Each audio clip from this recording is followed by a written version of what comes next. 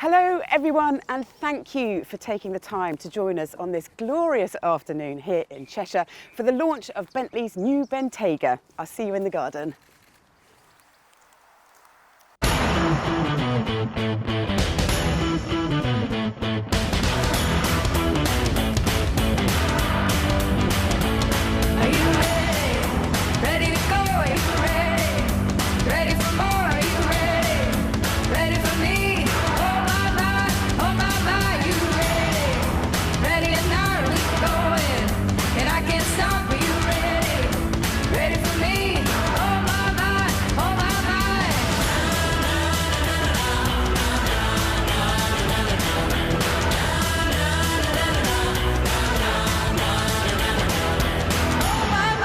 Hit it big, I got my eyes on the prize. Oh my, gonna spin the wheel, cash it in and roll the dice. Oh my, it's a thing of gold. All I do is win, all I do is win.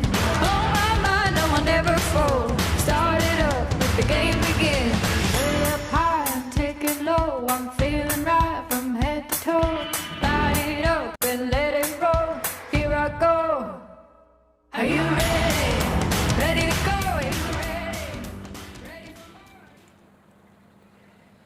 Welcome to this beautiful garden just down the road from the home of Bentley in Crewe.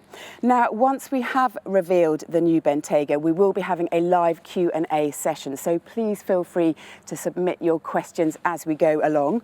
I am joined now by the Chairman and Chief Executive of Bentley, Adrian Hallmark. Adrian, hello, lovely to see you and at a socially appropriate distance. Hi Vicky, pleasure to be here, and of course we're very fortunate that Bentayga is 1.998 metres wide, so we've used it to actually measure this distance out. Perfect. Now, the Bentley is the first one to be launched as part of the new Beyond 100 strategy. Can you tell us a bit more about that? Yep. So last year was our centenary, and of course, as we came to that date, we reflected deeply on what made the brand successful in the past and what may make it successful in the future. I think it's fair to say the next 10 to 20 years will see radical change for the industry and for Bentley itself. That comes in the form of new customer types, new markets that are opening, but also electrification of the products and decarbonisation of our business. So we're already on the journey. The factory is carbon neutral. We've started by electrifying Bentayga with the hybrid, and we have a strong plan to bring our first full battery electric vehicle to market within the next 5-6 years maximum. So we're on track. And that strategy is all the more important in the wake of COVID-19. How has Bentley responded to the challenges that that's thrown up? Well, I think the first response is we've not changed the strategy. The mission to become the most sustainable and successful luxury brand in the world remains the same. This has certainly slowed down certain things. There's no question about that. We've closed the factory down for 7 weeks, first time in the history of the company. We've then got back to work, but at partial production rates. So the financial impact it makes short term is significant. But as I say, it won't put us off the long-term direction for the company, and keeping our colleagues safe was number one priority, and protecting the future investment was number two, and we've achieved both. So the factory, which is just a few miles over there, is up and running. What are the next steps? Well, to get us to this stage already has been incredible, because we've had most of the workforce working from home all the way through the crisis. So the next steps are to launch, first of all, the new Bentayga that we're here to celebrate today, and then systematically to roll out the derivatives, the hybrid, the different powertrains in that model, but also there'll be lots of innovation in the rest of the range and Mulliner products in the future. And then, of course, I've mentioned electrification, but also this movement of the brand into new customer groups, new markets, and growing the business over the next 5 years when we've got through the immediate crisis. That's the focus that we have now as a team. Lovely, thank you very much for now. Okay, let us turn our attention now to Bentley's sector-defining SUV, the Bentayga.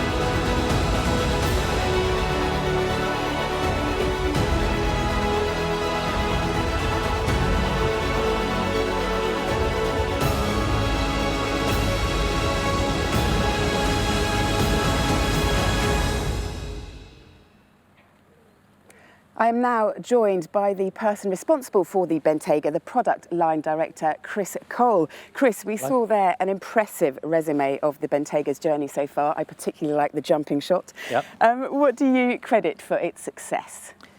Its dominant success, I think without any doubt, is that it was the first ever luxury SUV. And in that position, it's created that sector. And even with some competitors coming into that sector, we've maintained a pinnacle position and pretty much dominated amongst all of those competitors, which is amazing.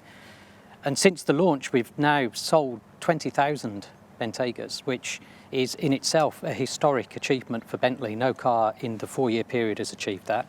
And even as recently as 2019, just last year, we saw an 18% increase in sales from the previous year, which is outstanding. Now, whenever I've driven the car, I'm always impressed by its ability just to melt the miles. It is an engineering tour de force. What characteristics do you think make it so appealing? It certainly is a tour de force. The brief for the car was exceptionally broad. It had something that no other car had as a requirement in order to make it perform like a supercar, be as luxurious as any limousine, have formidable off-road capability, and also have the first step into autonomous driving.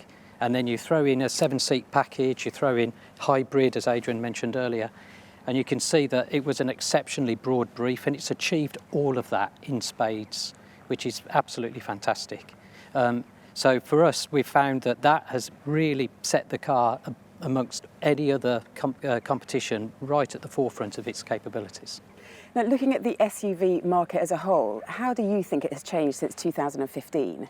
It's grown significantly. I mean, we created it, the luxury SUV at least, and as some impressive competitors have joined that field now, it's grown threefold since we launched the car. But even with those competitors and the growth that we've continued to see in our own sales means that we still dominate that sector. And how will the new Bentayga make the most of that growth? Well, how do you make something that's brilliant even better? Well, that was a challenge in itself, really. We couldn't stay neutral. We had to look forward and look to improve. So we thought long and hard about what to do with the new Bentayga, listened to the customers, what they had to say about the car, thought about the strategy of the company, the electrification journey beyond 100. And with that, there were 3 main areas that we really wanted to enhance. The external design of the car, to bring it up to date with the rest of the family, and Stefan will talk us through that in a moment. The actual interior comfort for the passengers, to make it as big and as roomy and as luxurious as possible. And then finally, a real boost in technology in the car to bring it completely up to date and beyond the next 2, 3, 4 years, so it's got those class-leading capabilities in terms of the tech on the car. Lovely, thank you very much. Well, I think it is now time that we saw the car. So, Adrian, if you could do the honours. With pleasure. So it's my privilege to allow all of you to enjoy the beauty of the new Bentayga. Ladies and gentlemen, the new Bentayga.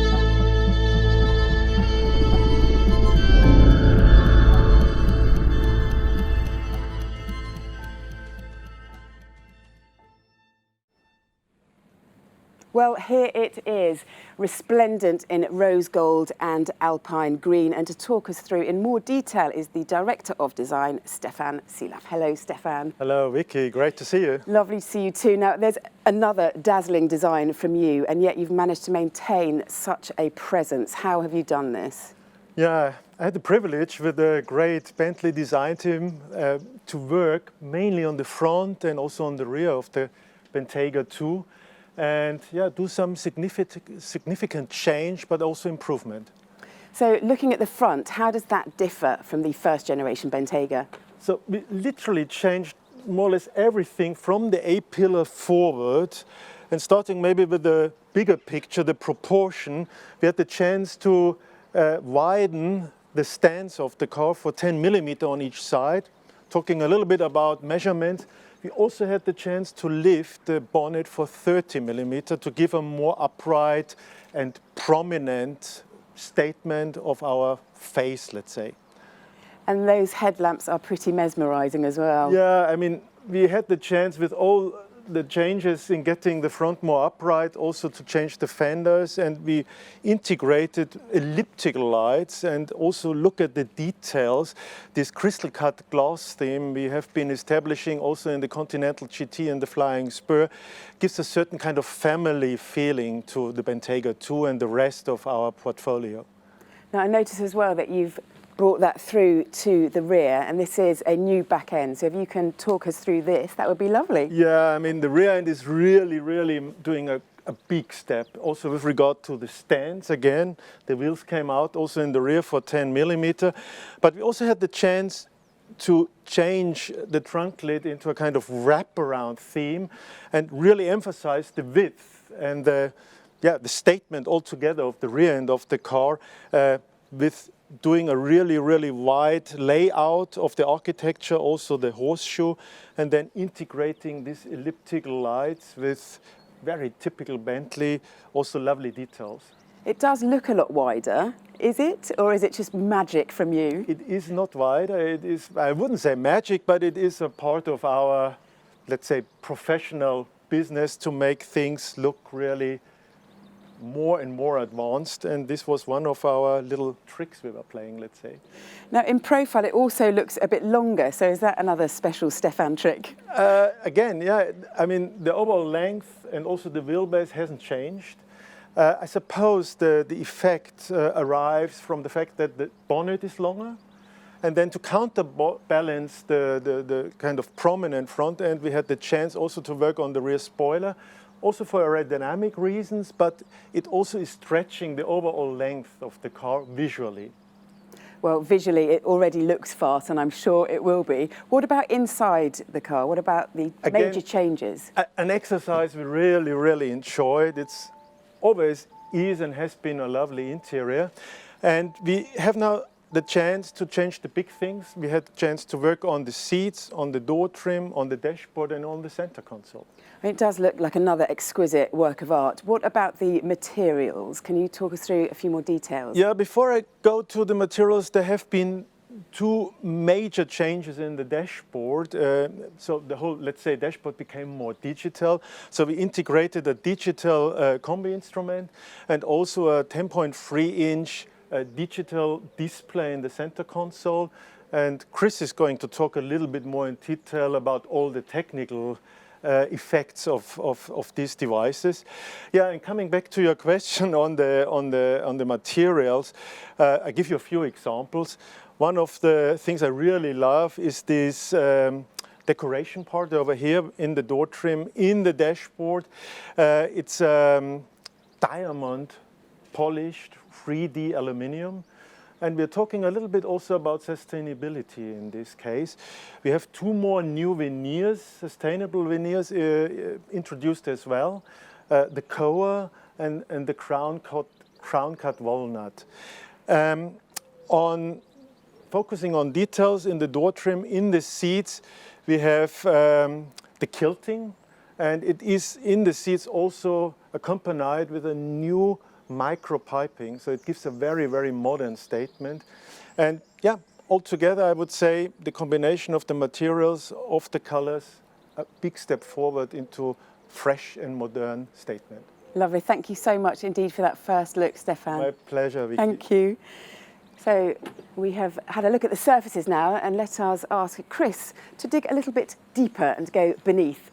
Chris, can you talk us through the cabin, please, from your point of view? Oh, of course, yes. So we'll start with the back of the rear part of the car because, as I said, one of the key objectives was to improve on the comfort of the passengers and really look to get that enhance what we had as a really high level of comfort, take it one step further. So with some innovative work with seats, new seating arrangements, we've increased the leg room for the passengers, in particular on the 4-seat variant with different positioning of the occupant. We've got up to 100 millimetres additional knee room, which is really good and really helps set off that sort of limousine experience in the back of the car. And with the 5-seat, we've introduced cooling in the seats as well as heating in the seats. There's also, for the rear occupants, an enhancement in the touchscreen remote with a 5-inch screen now with more functionality that allows the people in the rear of the car to have much more control over the climate, over the music that's playing and some of the important information about what the car's doing, which is great for just entertainment generally in the back of the car. So the rear cabin has more comfort and even more control, particularly for children who will love that. Yes. And for the customers who want to drive rather than be driven, what can they expect up front? Well, it's a formidable driving machine, as we know, anyway.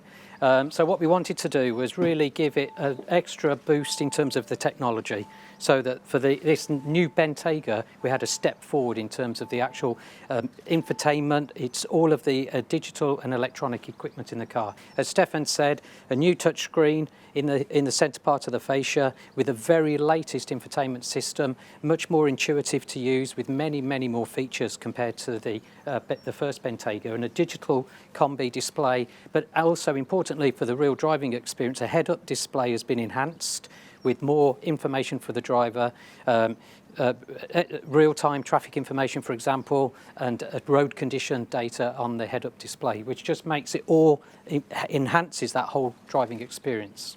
So when it comes to connectivity, how much of a connected car is it? So every new Bentayga comes with an embedded SIM. That means that we can connect the car instantly to My Bentley services, and with the launch of the new Bentayga brings a new set of services for connected car.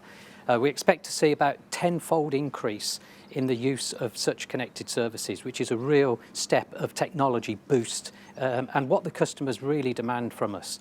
And with that, that means that all of the additional information, so a download of nav, updates, for example, points of interest, and importantly, additional speech recognition as well for the driver, extra functionality through speech, which makes the whole driving experience more safe as well. Yeah, absolutely, and that's all becoming so much more important every day. And what about technology across the rest of the car? So, again, something that was already brilliant, we wanted to make even better, which was interesting, as I said earlier. So we launched the car with the 4-litre V8, 550 PS engine, which is extremely efficient. And is our biggest selling engine in Bentayga. So we're really pleased to do that. Also, the innovative 48-volt body control system is on the vehicle and has been enhanced with, for example, as Stefan said, the difference in the track of the vehicle, that extra 20 millimetres makes all the difference to just improve what was already great, just one step forward in terms of steering feel and lateral control of the car. And you mentioned earlier the headlamps, for example. Each one, 48 LEDs in each headlamp with adjustable modes which are automatic for different driving conditions, which really help with the night driving experience, but equally doesn't dazzle the oncoming traffic, which is really important. Now, you mentioned that at launch we will have the V8. So when can we expect the hybrid, which will be part of the Beyond 100 strategy that Adrian spoke about earlier? Yeah, the hybrid will be available through the rest of this year. So in the major markets where we see hybrid as really important, the UK, of course, Europe, Japan and the USA. And then with other markets, the hybrid will be introduced in 2021. Lovely. Thank you very much. I look forward to driving them both. Yeah, great. Absolutely. Thank you, Chris. You're welcome. Brilliant. So, ladies and gentlemen, coming right up, we have got the live Q&A with Adrian, Stefan and Chris.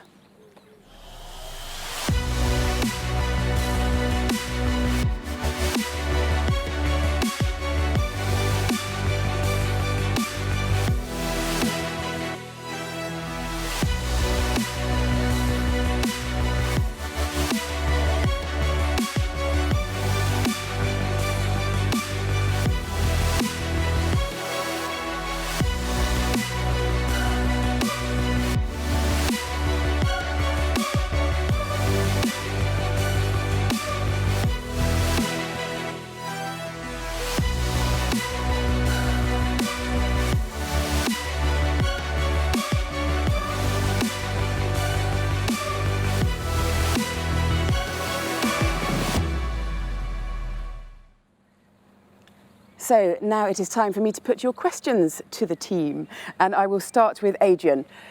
I read about the Comeback Stringer campaign to restart production. How successful has it been?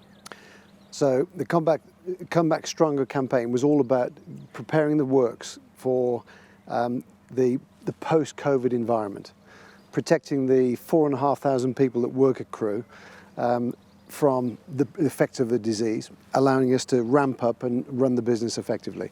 And it was a fantastic experience, actually. We took all the Public Health England guidelines, plus lessons from 12 factories around the group that had already restarted, and then a huge innovation process. 250 changes to the way that we operate.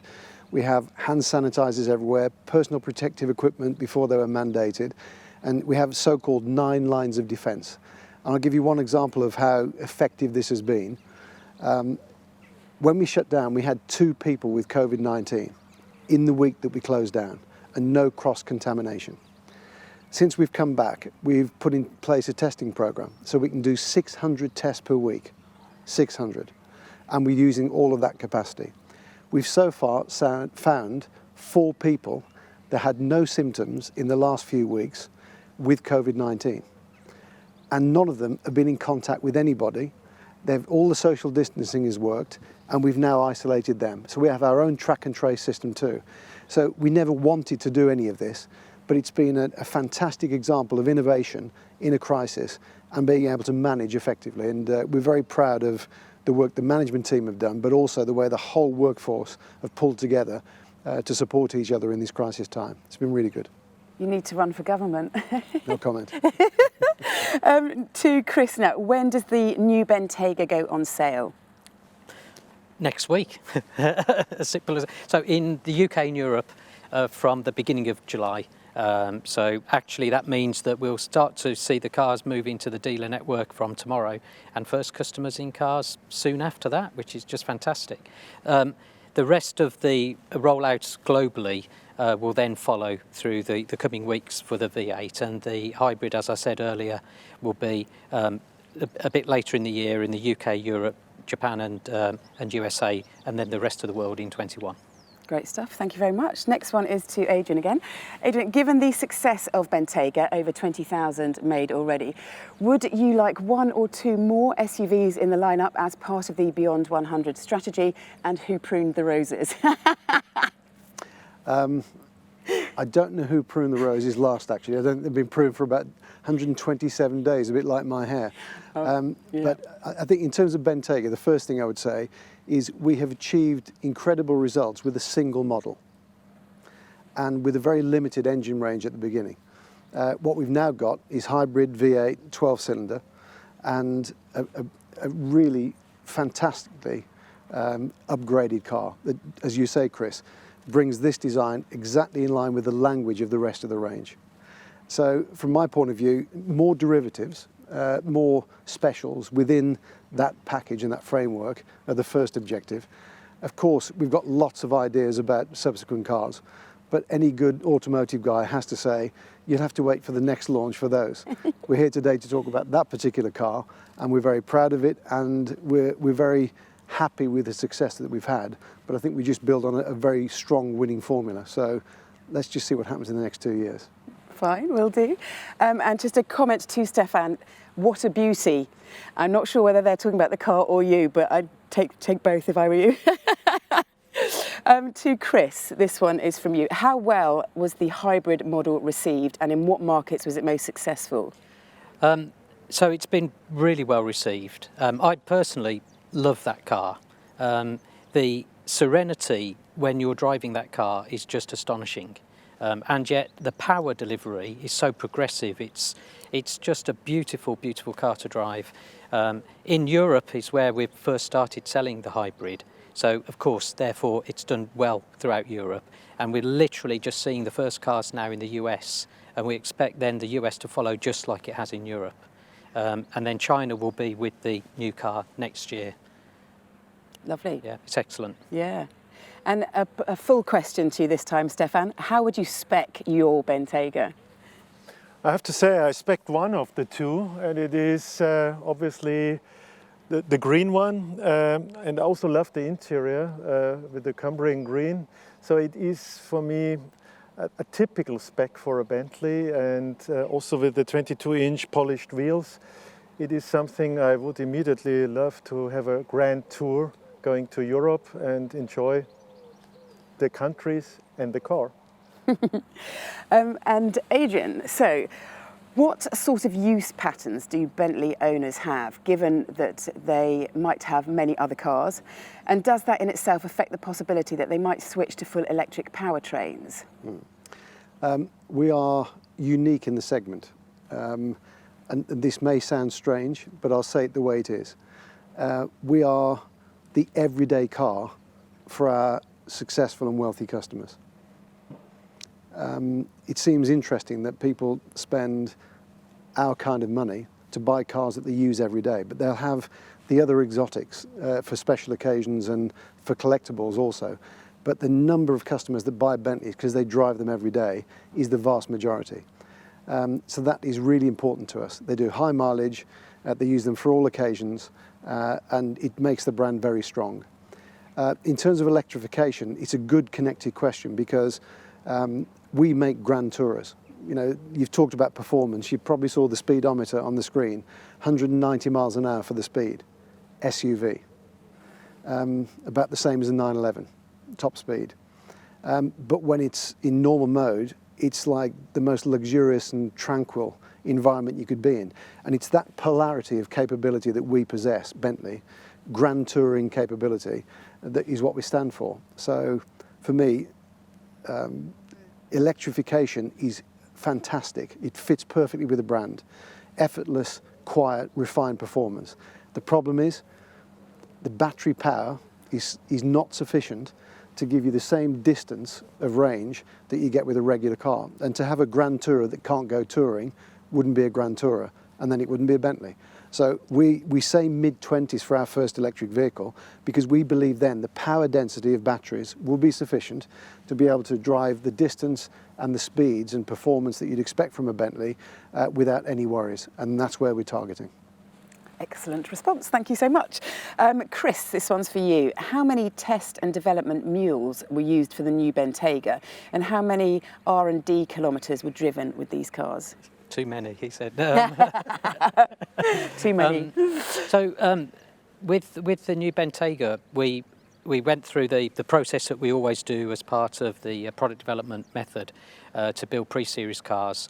In total, there were a number of cars built in order to get ready for full durability testing and certification approval, and then of course to prepare production. So in terms of mules, we didn't build any mules, and we took the most advantage that we could of modern technology to simulate where we could the design outcomes to prevent us having to build too many properties in order to make it as efficient and high quality delivery as possible. And actually, we're pleased to say that the new Bentayga programme has delivered almost spot on at every point of its delivery, which is in itself exceptional. And even with the COVID crisis, we've been able to still continue to get the car into series production without too many problems at all, which is remarkable testimony to the workforce and all the engineers and all of the team back at Crewe. And the next question is, what is the asking price, and is there a W12 coming? So the asking price is around the world is roughly about 5% more than the existing Bentayga. And we will be introducing the Speed in early 21 in America in particular, where that market still is very, very keen to have the 12-cylinder car. Lovely. Thank you. Thank you. Adrian, back to you with some EV stuff. Please could you share a bit more tangible information about the EV plan beyond 100 as well? 5 to 6 years away sounds like an awfully long time. Is there a danger that SUVs will become socially unacceptable before we see the EV? I didn't think we'd have COVID to face this year. So I can't predict everything. So I'm worried about saying that SUVs won't be antisocial or disappear before we get to EVs. But what I would say is that if we look at the SUV market, beneath the price bracket where we are, the rate of growth is colossal.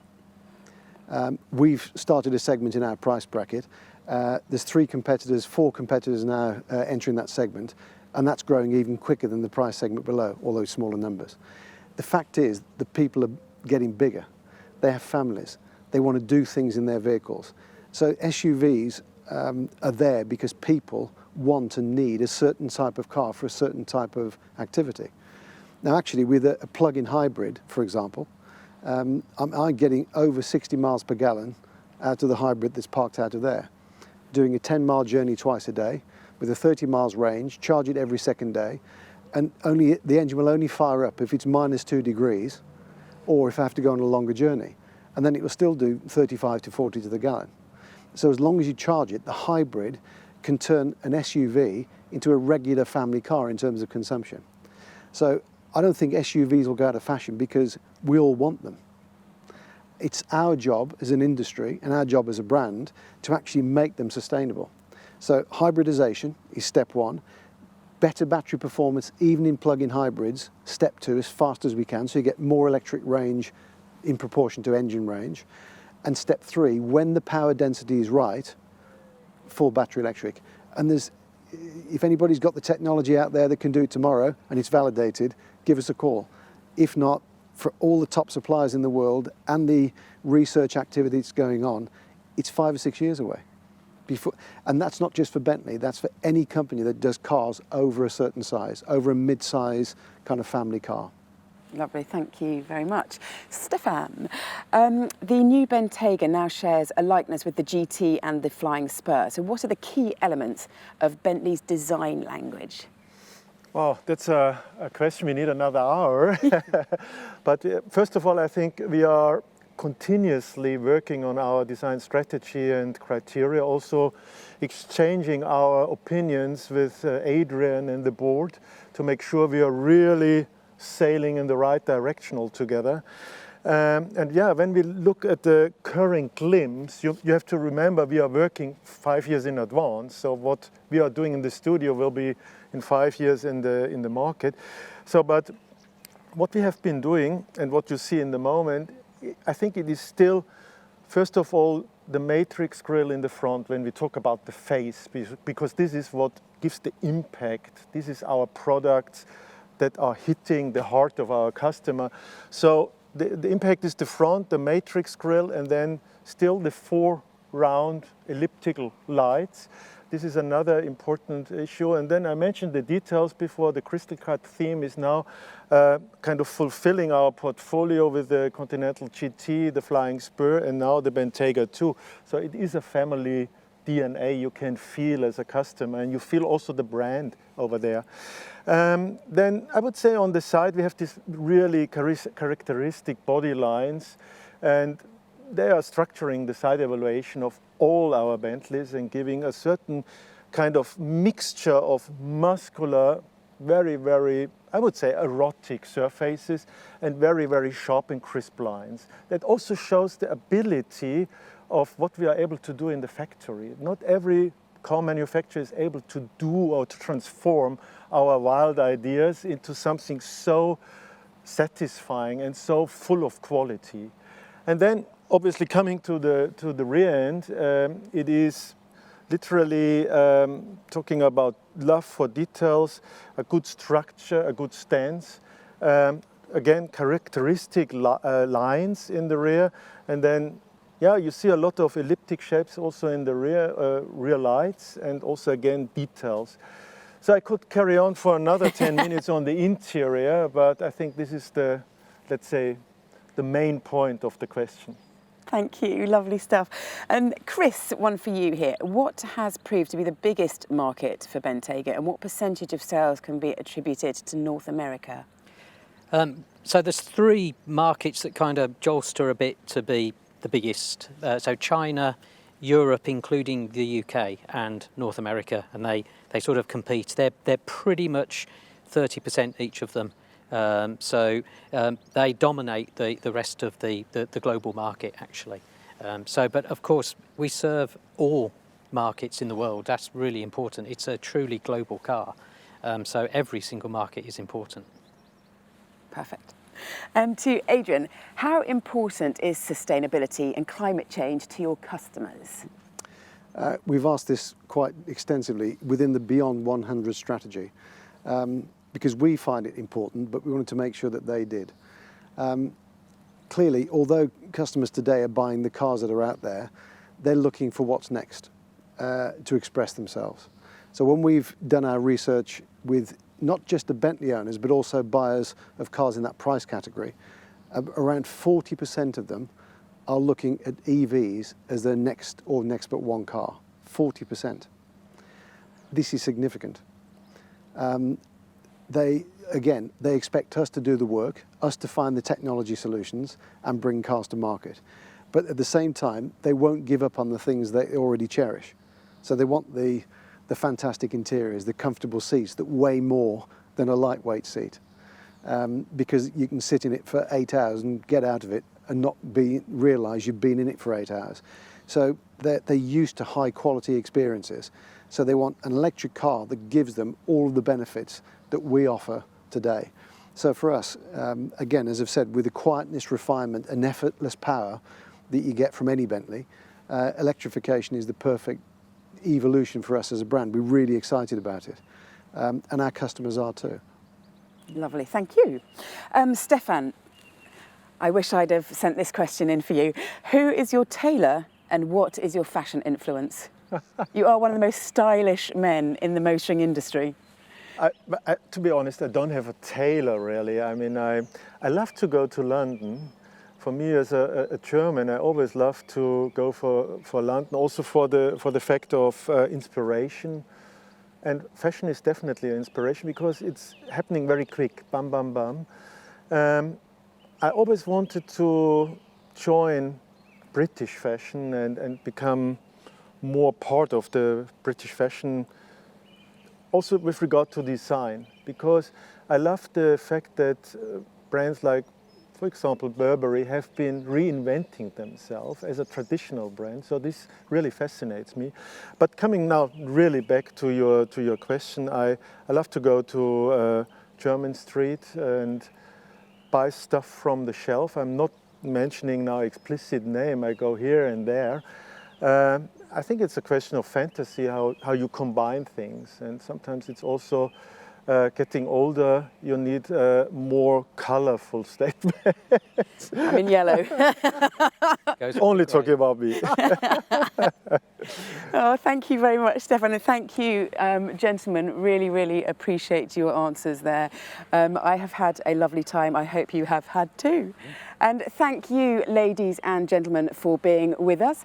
The embargo lifts today at 5 p.m. British summertime, so not long to go now. And until then, have a wonderful evening and happy driving. Boys, shall I pour some tea? Ladies and gentlemen, while we leave Vicky, Adrian, Stefan and Chris to drink their tea, images and information for the new Bentayga are now available on bentleymedia.com. Thank you so much for joining us, and we do hope to see you in person very soon.